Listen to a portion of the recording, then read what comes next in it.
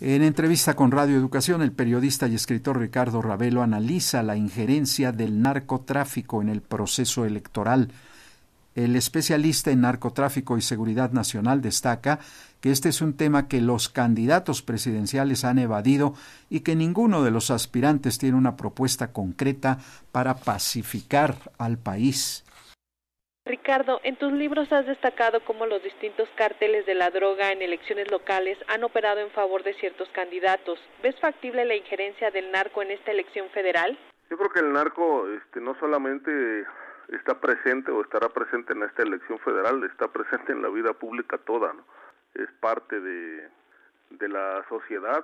Lo vemos todos los días activo el narcotráfico y bueno, pues al crimen organizado en general en todo el país, y por supuesto que ha estado presente en las decisiones electorales desde hace muchos años, ¿no? Va a jugar desde mi punto de vista un papel determinante en la elección. Ellos tienen no solamente sus preferencias electorales, sino tienen a sus propios candidatos, tienen a sus alcaldes, tienen a sus legisladores a nivel local y federal, tienen a sus gobernadores y tienen también vínculos muy claros con el poder militar de las Fuerzas Armadas.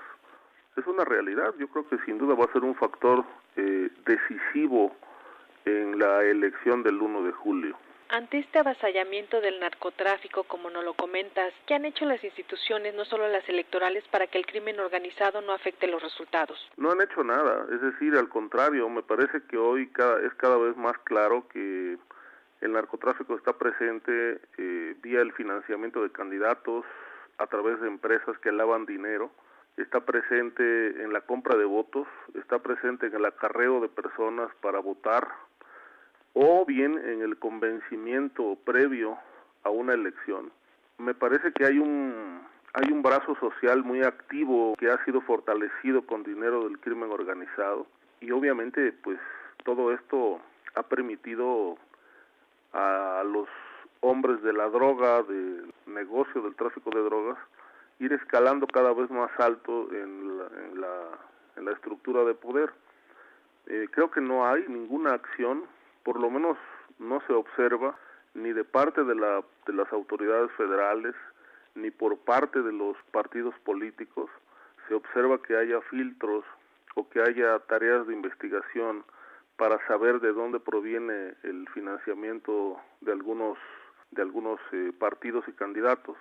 Es decir, no estamos hablando solamente de que los partidos viven del financiamiento público, ¿no?, sino que también tienen sus propios financieros, sus propios mecenas, gente de poder económico pues muy boyante, que está invirtiendo muchas cantidades de dinero en todas estas tareas que pues son determinantes en una elección. Me parece que no hay una autoridad fiscalizadora del dinero proveniente de empresas ni de particulares, ¿no? Esta es la primera vez que los presidentes municipales se van a reelegir. ¿Cómo va a incidir esta situación en la injerencia del narcotráfico? Va a ratificar en muchos casos, me parece, los gobiernos municipales que tiene el crimen organizado.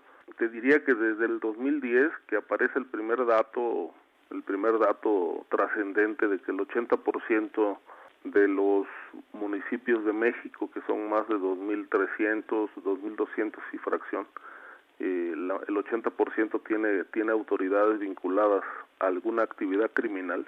Pues bueno, los que puedan reelegirse simplemente se ratificarán en el poder, mantendrán sus canonjías en las regiones que gobiernan.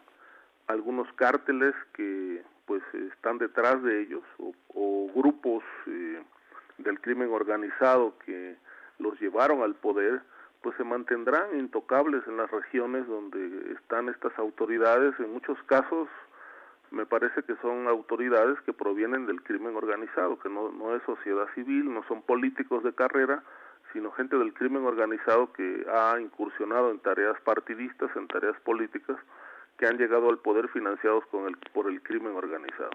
Es el caso de Morelos, por ejemplo, donde la mitad del estado la gobiernan alcaldes que son criminales.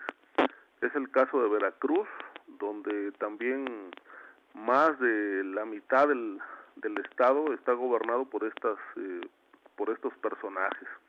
Ya ni hablemos de Guerrero, de Michoacán, donde la presencia criminal en el poder ha sido muy notable, ¿no?, desde hace tiempo.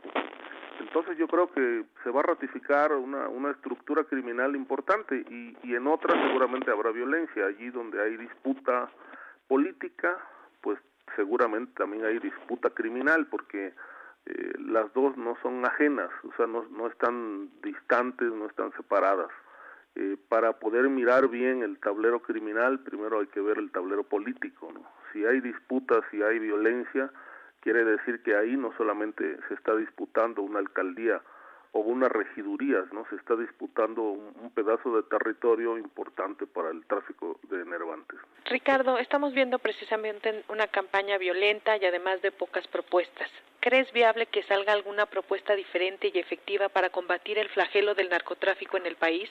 Mira, no se ve, creo que es un tema que los candidatos han evadido. Me parece que están muy cómodos con el hecho de que las Fuerzas Armadas sigan manteniendo una presencia en el país, una presencia desde mi punto de vista ineficaz. No son dique de contención porque ya no contienen nada. La violencia se ha desbordado a lo largo y ancho de la República Mexicana y los candidatos están enfrascados en otros temas, lo económico, algunas cuestiones de tipo social, que el crecimiento, que llevar el agua potable, que, en fin, pero hay un problema mayor, sin duda, en el país que se llama violencia, es decir, ¿cómo se va a pacificar este país? Me parece que es una pregunta que ningún candidato ha respondido. Todos están, creo yo, algo conscientes de esta urgencia de frenar la violencia del narcotráfico, las matanzas en este país, pero nadie tiene una propuesta concreta. Por ejemplo, es claro, el gobierno federal, no solamente el actual, sino en los últimos 5 sexenios, por citar un tramo de tiempo, la política de la represión oficial para frenar el crimen organizado ha resultado un fracaso rotundo. Y peor aún, ha resultado la presencia militar como un instrumento de combate a un problema que es estrictamente policíaco y de investigación. Las estadísticas a nivel de Latinoamérica dan cuenta que en los países donde el ejército ha incursionado en tareas policíacas, la violencia se ha recrudecido y ha llegado a niveles, pues, incluso hasta de control político, ¿no? Es el caso de El Salvador, es el caso en su momento de Argentina y de otros países donde, pues, ante el desbordamiento de la violencia, sea cual sea la razón, la incursión militar ha terminado en tragedia, ¿no? México no es la excepción en ese caso. Buscar una salida por la vía de la represión me parece que ya no es posible. Es un ejercicio agotado que ya demostró su ineficacia.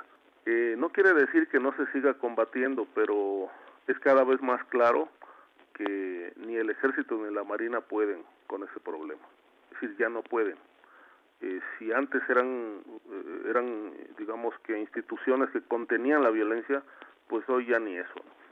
Está desbordada a pesar de la presencia militar, a pesar de la presencia de la gendarmería, a pesar de la presencia de la marina. Entonces, me parece que ya llegó la hora de buscar otros instrumentos que coadyuven a la pacificación del país. Aclaro que yo no soy partidario de ningún candidato, porque en lo personal a mí no me interesa la política partidista. Es decir, mi tarea es estrictamente informativa y de análisis de este problema, pero creo que lo que ha planteado Andrés Manuel López Obrador, la negociación, la amnistía, como una manera de, pues por lo menos intentar que la violencia se frene, que es lo que urge en este país, creo que es una vía que al explorarla y ponerla en práctica, podría tener algunos elementos de solución. Todavía no queda muy claro hacia qué grupos y hacia qué personas se aplicaría esta amnistía. Me parece que tendría que aplicarse hacia determinados niveles de personajes que están en la delincuencia organizada y que, bueno, por lo menos se justifique que están bajo cierta coacción o que son víctimas de este problema. Pero creo que es momento, es decir, Estados Unidos ha sido un factor, un país que se ha convertido en un factor que ha impedido que muchos países de América Latina implementen este tipo de políticas, porque ya esto se intentó en Colombia y Estados Unidos se opuso porque en aquel momento se pensaba, en los años 80 y 90, que el combate vía la represión policíaca o militar tendría que mantenerse firmemente, ¿no? Sin embargo, bueno, la pacificación de Colombia tuvo que ver con muchos cambios, no solamente por endurecimiento de operativos y endurecimiento de las tareas militares. Se trabajaron a nivel social, obviamente se dieron cuenta que el verdadero problema no estaba tanto a nivel de los grupos del crimen organizado, sino que fueron conscientes de que el corazón criminal estaba en la estructura de poder y empezaron a aplicar la ley en contra de muchos funcionarios que estaban vinculados al crimen organizado. De ahí que se fortaleciera, por ejemplo, la ley de extinción de dominio, que en México existe, pero es una ley sin dientes que no se aplica para nada. Entonces, yo creo que tendría que ser una amplia orquesta de acciones, un orquestamiento de acciones a nivel federal, que además pues permitiera también llevar a juicio a políticos, porque detrás de esta situación tan enfermiza que vive el país, sin duda está la estructura de poder también enferma, ¿no? Creo que eso lo tienen conscientes los candidatos, incluso hasta el que se ha atrevido a plantear la amnistía como una vía de solución, pues también tiene claro que si gana la presidencia de la República, Andrés Manuel, pues sabe que no es una tarea fácil. Es decir, él plantea por lo menos 3 años para que la violencia vaya descendiendo. No quiere decir que el narcotráfico se va a terminar. A mí me parece que pensar en eso sería caer en una ingenuidad, ¿no? Porque como he sostenido en otros momentos, en ningún lugar del mundo ni en ninguna época de su historia la mafia ha sido derrotada, ¿no? Más bien han entrado tanto poder y mafiosos en un entendimiento, pues, con un entendimiento en una negociación, pero combate, por lo menos ningún gobierno del orbe puede preciarse de que lo haya logrado. Interesantísima charla. Escuchábamos al escritor y periodista especializado en temas de seguridad y narcotráfico, Ricardo Ravelo, en entrevista con nuestra compañera Elsa Cruz. Ravelo Galo es autor de libros como Los Incómodos, Narcomex, Ociel, Vida y Tragedia de un Capo y Zetas, La Franquicia Criminal, entre otros libros.